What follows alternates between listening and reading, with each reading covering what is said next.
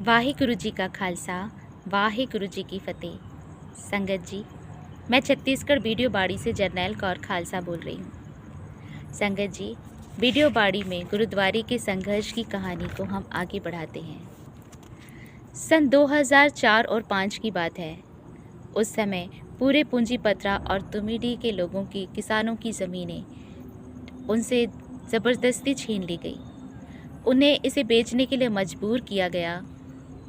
उन्हें डराया गया कि सरकार चाहे तो बिना पैसे के भी तुम्हारी ज़मीनें ले सकती है। जो नहीं देना चाहते थे उन पे कई तरह के उल्टे सीधे केस लगाए गए और कई तरीके से उन्हें डराया गया, जैसे हमें परेशान किया गया। लोगों ने, सभी ने अपनी ज़मीनें दे दी। कुछ एक दो किसान हैं जो आज भी लड़ रहे हैं। 21 मई 2005 को हमारी ज़मीन पर जो हमारा घर है, जहां आज भी हम रहते हैं, इस घर को जेसीबी से तोड़ने के लिए आए थे, लेकिन हमने इसे तोड़ने नहीं दिया। और हमारे साथ कई तरीके की बदतमीजियां शुरू हुई। मम्मी पर दबाव डालने का शुरू हुआ। हमें जब पानी और बिजली के लिए परेशान किया जाने लगा। मेरे साथ कई तरीके की बदतमीजी हुई। भाई को थाने में सारा दिन भर बैठाया जाता था। उसे धूप में मुर्गा बनाकर रखा जाता था। उसे धूप में कान पकड़कर खड़ा करके रखा जाता था। उसके साथ मारपीट होती थी, सिर्फ इसलिए कि वो मम्मी को प्रॉपर्टी के पेपर साइन करने के लिए राज़ी कर ले। उसे थाने में किसी भी गलती को बिना गलती के भी मानने के लिए मजबूर किया जाता था और शाम को उसे छोड़ दिया जाता था और सुबह फिर आने के लिए कहा जाता था।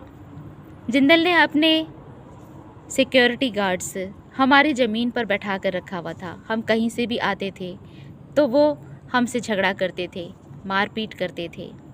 हमें घर आने जाने से रोका जाने लगा। 5/7/2006 को हमें हाई कोर्ट से मिला हुआ जो स्टे ऑर्डर था वो इन्होंने खारिज करा दिया।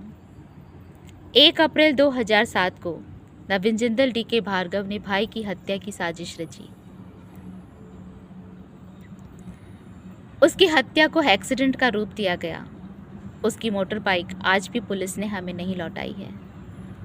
उस दिन घर में एक पारिवारिक कार्यक्रम था और उसके दोस्तों ने उससे कहा कि तेरे घर में तेरी माँ और बहन है, उनके सामने में हमें खाते पीते नहीं बनता। अगर तू चाहता है कि हम तेरी खुशी में शामिल हों तो तू यहाँ आ और यहाँ सारा बंदोबस्त कर।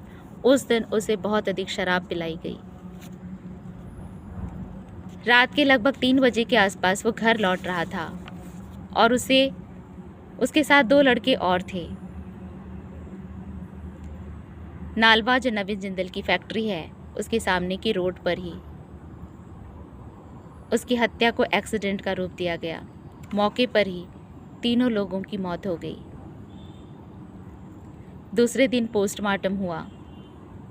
पोस्टमार्टम उसी हॉस्पिटल से हुआ जहां मैं खुद सर्विस करती थी। डॉक्टर सावित्री तिग्गा ने पोस्टमार्टम किया था। 1 हफ्ते बाद मैं डॉक्टर सावित्री तिग्गा से रिपोर्ट लेने गई। उन्होंने मुझसे 3000 रुपये की रिश्वत मांगी। मैंने कहा मैडम आज तो मेरे पास नहीं है, लेकिन मैं कल आपको ला कर दे दूँगी। मैडम ने कहा जब पैसे लाओगी तब रिपोर्ट ले जाना। मुझे बहुत दुख हुआ मैडम के इस व्यवहार से, क्योंकि हम एक ही हॉस्पिटल के स्टाफ थे, हम एक ही चर्च जाते थे, हम एक ही जाति के लोग थे, फिर भी उन्होंने मेरे साथ ऐसा किया। दूसरे दिन मैं 1000 रुपये लेकर गई। मैंने कहा मैडम मेरे भाई की रिपोर्ट मुझे दे दीजिए। उन्होंने कहा कि 3 लड़कों के पैसे देना फिर रिपोर्ट ले जाना,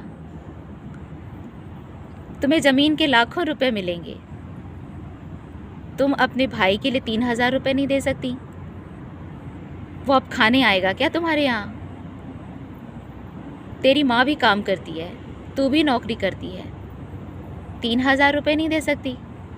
ये बात मुझे अच्छी नहीं लगी। तब मैंने अपने अधिकारी डॉक्टर से इसकी शिकायत की। उन्होंने कहा रिपोर्ट तो मैडम ही देंगी और वो रिपोर्ट बिगाड़ भी सकती हैं, इसलिए अच्छा है कि वो जैसा कह रही हैं वैसा तुम कर लो।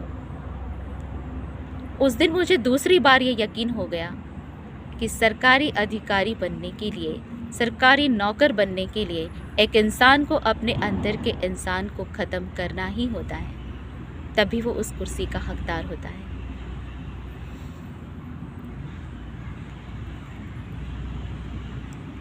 इसके बाद रिपोर्ट लेकर मैं घर आ गई।